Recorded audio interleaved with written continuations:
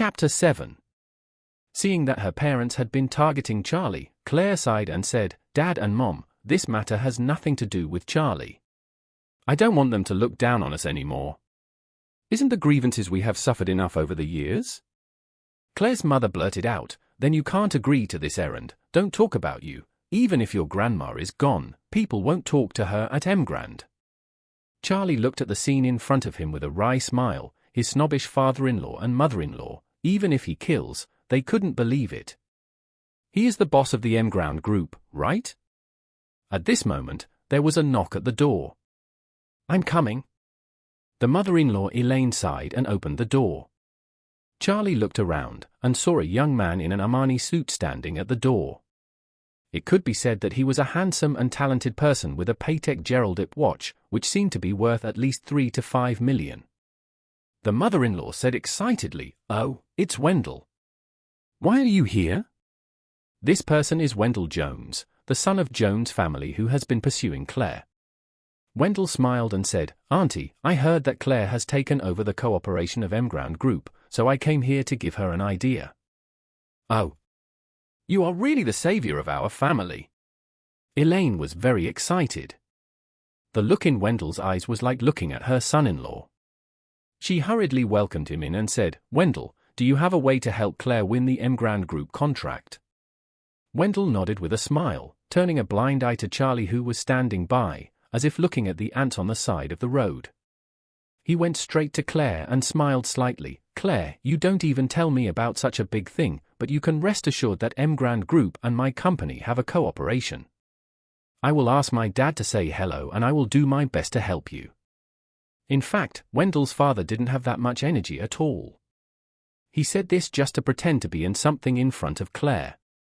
Claire always knew that Wendell was interested in her, so she said coldly, "Wendell, I understand your kindness, and I will find a way." Elaine exclaimed in disbelief, "Claire, are you crazy? Mr. Jones kindly came over to help you. How can you talk like that?" Claire didn't speak, but Charlie on the side asked Wendell with interest, "Mr. Jones, I'm very curious about what you can do to help Claire. The Emgrand Group is so big it can't be controlled by you, right? Emgrand signed a contract with Claire?" Wendell sneered contemptuously and said, "What do you know? Our Jones family and Emgrand Group have always been in-depth partners. This time from the Emgrand Group's 2 billion project, our family can get at least 1/3 of it. I will let you. My dad directly allocated tens of millions from this third to subcontract to Claire. Wouldn't this help her complete the task?" Charlie said in surprise, "Oh. I didn't expect that Mr. Jones's family has such a deep relationship with the Emgrand Group." Wendell snorted coldly and said, "Of course. In Oris Hill, who doesn't know that our Jones family works closely with Emgrand Group?" After finishing speaking, Wendell stared at Charlie and said contemptuously, "Charlie, I advise you to leave Claire as a frog at the bottom of the well. A man like you can't give her happiness and will only hinder her path to progress." Claire said coldly at this time, "I'm sorry, Mr. Jones, I don't need your help, and please don't speak harshly to my husband."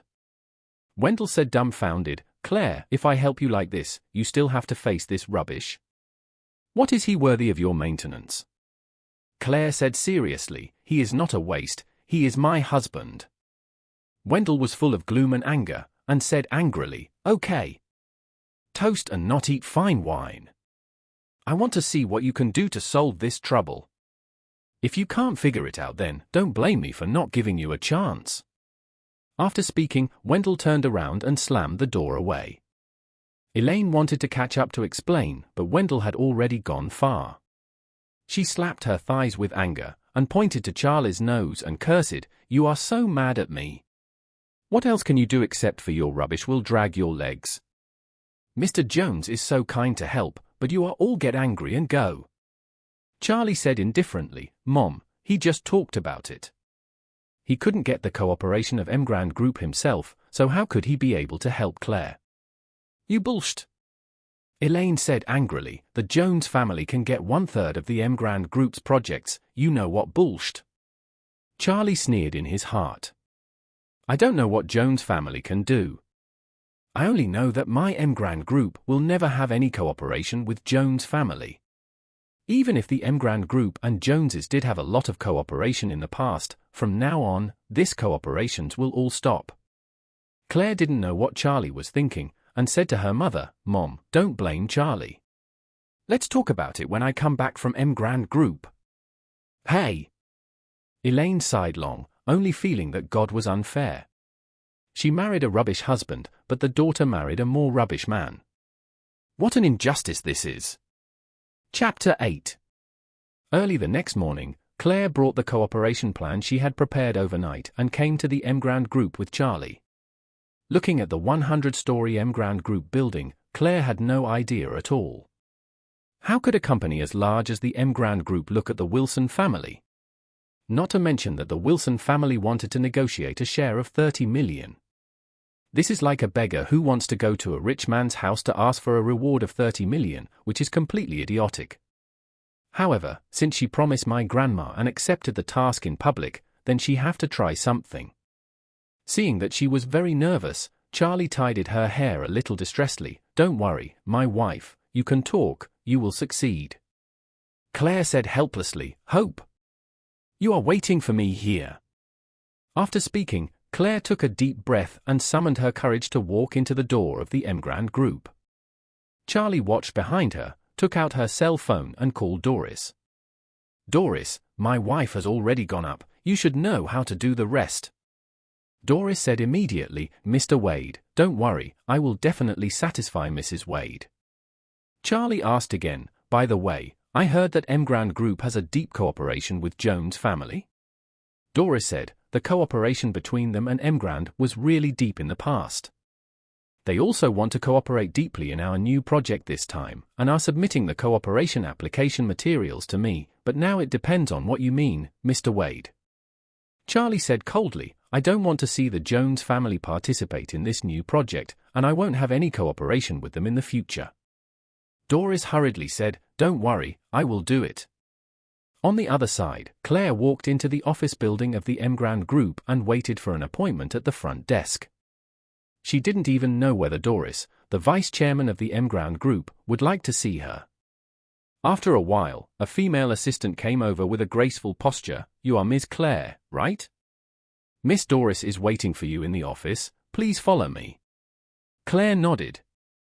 She was still waiting in line to make an appointment, so why she was called in directly? Could it be that Doris knew she was coming?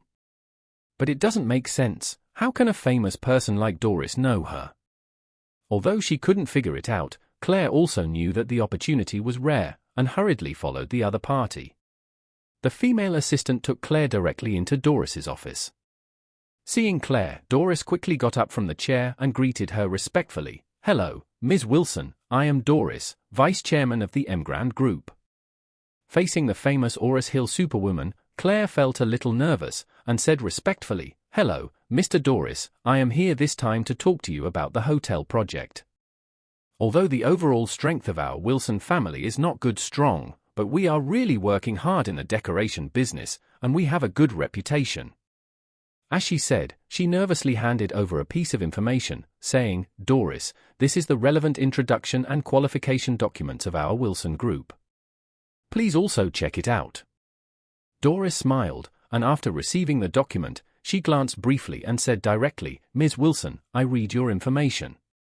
I think the Wilson family and Emgrand can cooperate." "What? What you said is true?" Claire couldn't believe it. "Agreed so soon? How could it be so simple?" Doris smiled and said, "Of course it is true. Although the Wilson family's own conditions do not meet the cooperation standards of the Emgrand Group, our chairman is very optimistic about Ms. Wilson and is willing to cooperate with you." "Chairman?" Claire exclaimed and asked, "Who is your chairman?" Doris smiled indifferently and said, "Our chairman is someone called Wade from the Wade family of Eastcliff." "Wade?" Claire frowned and said, "I don't seem to know anyone named Wade, except for my husband." Doris nodded lightly. Charlie had told her not to reveal his identity information, so she could only reveal so much. Apart from Charlie, Claire did not know anyone with the Wade, but she had never thought that her orphaned husband, who was of no use, was the son of Yes. At this time, Doris said again, Ms. Wilson, let me see if the share of intention to cooperate in your information is 30 million. Claire nodded in a hurry and asked without a bottom, is it too much? Doris smiled and said, not much, but less.